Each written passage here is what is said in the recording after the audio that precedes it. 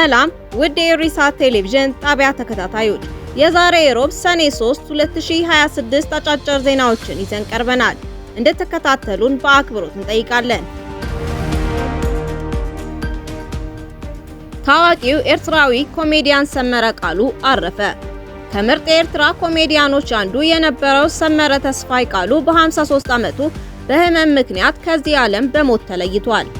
ዝነኛው ኮሜዲያን ሰመረ ተስፋይ ቃሉ ከአባቱ ተስፋይ አብርሃና ከእናቱ ከወይዘሮ በላይነሽ አረጋይ የካቲት 1 ቀን 1973 ዓ.ም ኤርትራ ውስጥ አደኮሎም በተባለ ስፍራ ተወለደ።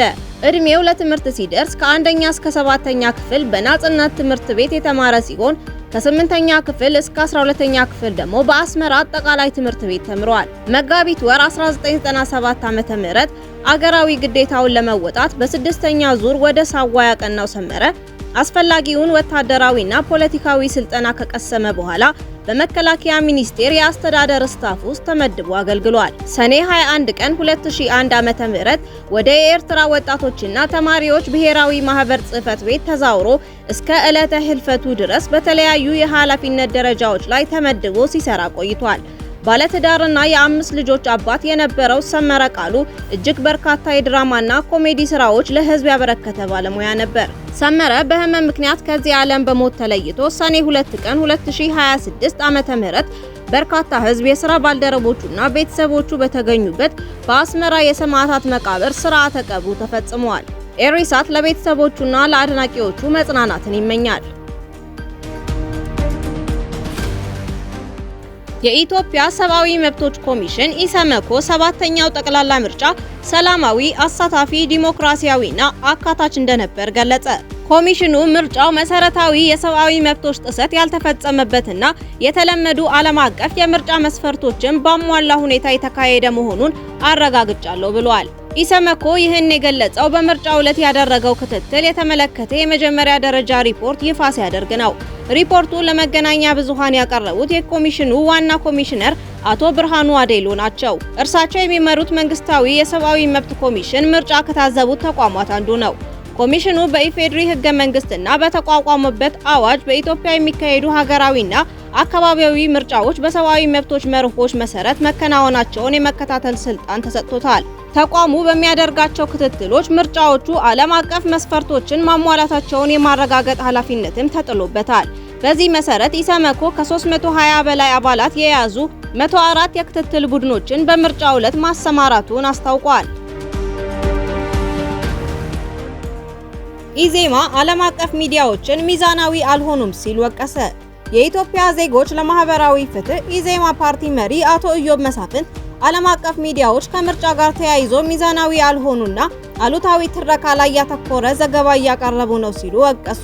የተቃዋሚው ፓርቲ መሪ ራይዝ ኤንድ ሻይን ከተባለ የዜና አውታር ጋር ባደረጉት ቃለ ምልልስ ዓለም አቀፍ የሚዲያ አውታሮች የአገር ውስጥ እድገቶችንና የመራጮችን ተስፋ ወደ ጎን በመተው በአሉታዊ ዘገባዎች ላይ ብቻ መጠመዳቸውን ገልጸዋል። ምርጫው በግጭት የተከበበ፣ ዝቅተኛ ተሳትፎ የሚታይበትና ተአማኒነት የጎደለው ተደርጎ በስፋት መዘገቡንም አጣጥለውታል። በትግራይና በአማራ ክልሎች ባለው አለመረጋጋት ምክንያት በአንዳንድ አካባቢዎች ምርጫ ለመካሄዱን ያረጋገጡት አቶ ኢዮብ ይሁን እንጂ እነዚህ አካባቢዎች በአጠቃላይ የምርጫ ሂደት ውስጥ የሚያሸንፉት የተወሰነ ክፍል ብቻ መሆኑን አስገንዝበዋል። በአብዛኛው የአገሪቱ ክፍል ምርጫው በተሳካ ሁኔታ መከናወኑን የጠቀሱት መሪው የተወሰኑ አካባቢዎች አለመምረጥ በምርጫው አጠቃላይ ውጤትና ሀገራዊ መንግስት ምስረታ ሂደት ላይ ሊያመጣ የሚችለው ጎላ ያለ ተጽዕኖ እንደሌለ ተናግረዋል።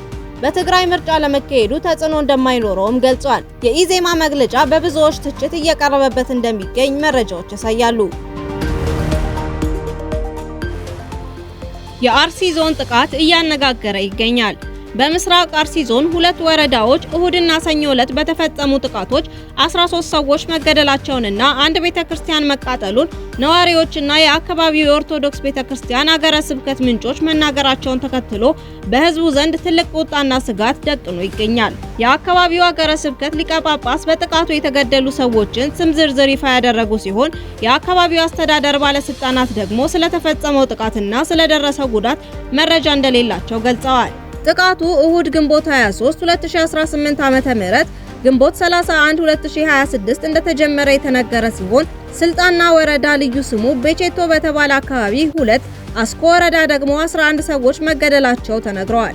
ለደህንነታቸው ሲባል ስማቸው እንዳይገለጽ የጠየቁ ግለሰብ እንደገለጹት በጥቃቱ የ101 ዓመት ዕድሜ ያለው ጠለታ ገብርኤል ቤተክርስቲያን ሙሉ በሙሉ በእሳት ወድሟል ብለዋል። ጥቃቱ የተፈጸመበት የአርሲና ሶማሌ ክልል ጅጅጋ ሀገረ ስብከት ሊቀ ጳጳስ የሆኑት ብፁዕ አቡነ ኤልሳ ባወጡት መግለጫ በምስራቅ አርሲ ሀገረ ስብከት በአስኮ በሺርካና ሆንቆሎ ዋቤ ወረዳዎች 13 ኦርቶዶክሳውያን መገደላቸውን ከ280 በላይ ምዕመናን መፈላቀናቸውንና የ101 ዓመት ቤተክርስቲያን መቃጠሉን አመልክተዋል።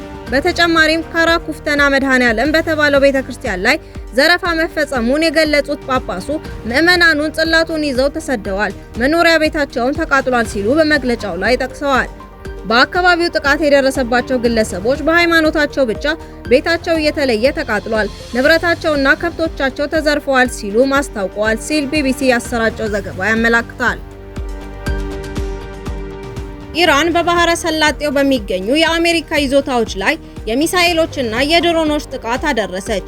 የኢራን እስላማዊ አብዮታዊ ዘብ ኮርፕስ IRGC በባህረ ሰላጤው ቀጠና በሚገኙ የአሜሪካ ወታደራዊ ይዞታዎች ላይ የሚሳኤሎችና ድሮኖች ጥቃት መፈጸሙን አልጀዚራ ዘገበ።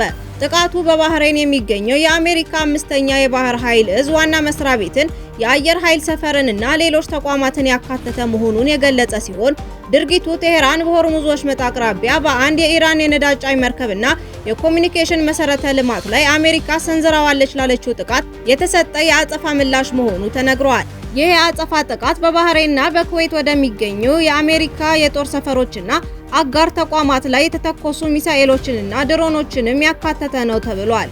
ሮይተርስ እንደዘገበው አብዛኞቹ ተተኳሾች በአየር መከላከያ ስርዓቶች የከሸፉ ወይም ወደ ኢላማቸው ሰፈር ሳይደርሱ የቀሩ ሲሆን በኩዌት የአየር መከላከያ ስርዓቶች ስራ ላይ መዋላቸውንና የአሜሪካ ጦር በቀጠናው የመከላከያ ተግባራት ላይ እያገዘ መሆኑ ተገልጿል። በተጨማሪም አሜሪካ በሲቪል የባህር ትራፊክ ላይ ስጋት የደቀኑ ድሮኖችን መጣሏን አስታውቃለች። ይህ የሁኔታዎች መባባስ የተከተለው የአሜሪካ ማዕከላዊ እዝ ሴንትኮም በሆርሙዝ ወሽመጥ የምትገኝ ቀሽም ደሴት ላይ ያለውን የምድር መቆጣጠሪያ ጣቢያ በጎሩክ አቅራቢያ የሚገኝ የራዳርና የድሮን እዝ ተቋማትን ጨምሮ የኢራን ወታደራዊ ይዞታዎች ላይ ጥቃት መሰንዘሩን ተከትሎ ነው። ዋሽንግተን የወሰደችው እርምጃ ራስን የመከላከል እርምጃ መሆኑን ገልጻለች።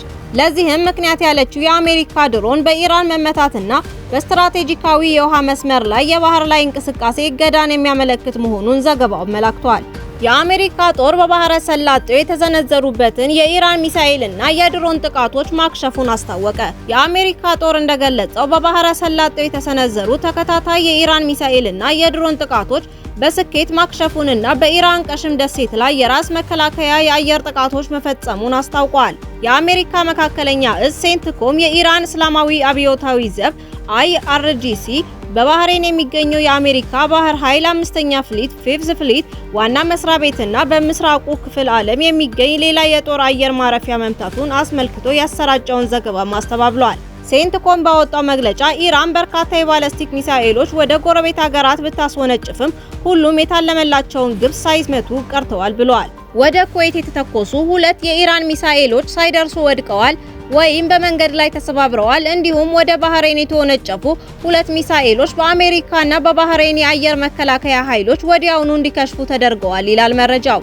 የኩዌት ጦር በበኩሉ የአየር መከላከያ ክፍሉ የጠላት የተባሉ የሚሳኤልና የድሮን ጥቃቶችን እያከሸፈ መሆኑን ገልጿል። ሴንትኮም አክሎ እንደገለጸው በኩዌት የሚገኘው የአየር ጦር ለመምታት የሞከሩ ተጨማሪ የኢራን ድሮኖች በታለመላቸው ቦታ ላይ ማረፍ አልቻሉም ሲል በርካታ ድሮኖችን ተመተው መውደቃቸውን ጠቁሟል። በተጨማሪም የአሜሪካ ጦር በቀጠናው ባህር ላይ በህጋዊ መንገድ እየተጓዙ በነበሩ ሲቪል መርከቦች ላይ ከኢራን የተወነጨፉ 3 የጥቃት ድሮኖች መቶ መጣሉን ሴንትኮም አስታውቋል።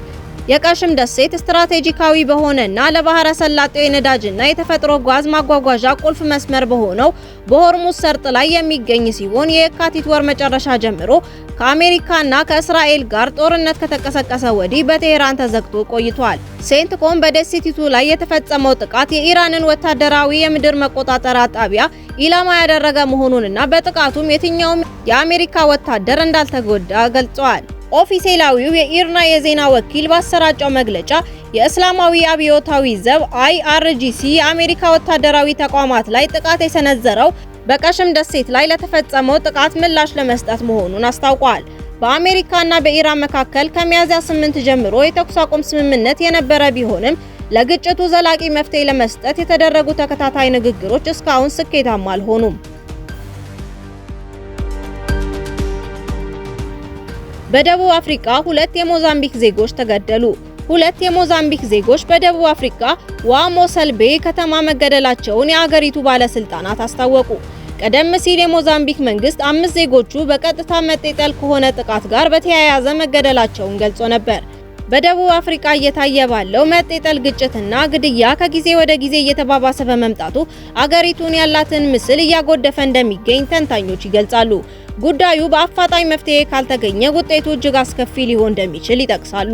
ውድ የኢሳት ቴሌቪዥን ጣቢያ ተከታታዮቻችን ለዛሬ የያዝናቸው ዜናዎች የቀረቡትን ይመስሉ ነበር። በቀጣይ እስከምንገናኝ ድረስ በደህና እንድትቆዩ እንመኛለን።